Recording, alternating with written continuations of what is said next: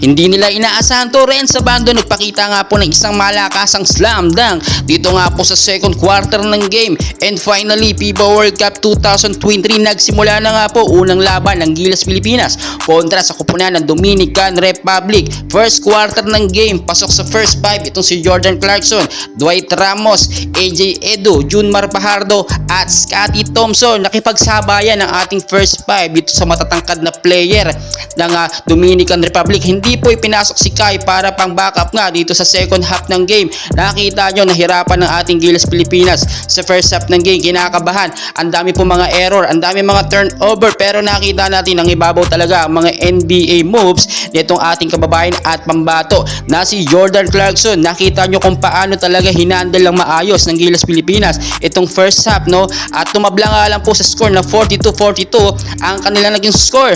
Maganda rin ang pagpasok ni Ren sa bando, no? Although sumablay siya sa isang pasa ni Jordan Clarkson, biglang bawi naman ng isang malakas sa slam dunk dito bago matapos ang second quarter ng game. So far maganda ang pinapakita ng Gilas Pilipinas at nakakasabay tayo kahit matatangkad ang mga player ng Dominican Republic. Very intense po talaga at nagsisigawan nga po ang mga Filipino fans na dumalo 48,000 dito nga po sa Philippine Arena. Ganyan po katindi ang suporta na binibigay ng mga Filipino fans sa ating Gilas Pilipinas. So ginagalingan talaga nila at pinapakita ang kanilang best para manalo dito nga po sa FIBA World Cup. Kinakailangan po manalo tayo dito kontra sa Dominican Republic para makamove on tayo sa next game at makapasok. Pagdating nga po ng second half, maganda ang pinakita ng Gilas Pilipinas. Nakalamang tayo. Talagang nakita natin kung paano nakipagsabayan ng Gilas Pilipinas. Maganda ang performance nila at sulit ang mga tune-up game at mga practices ng Gilas Pilipinas, no?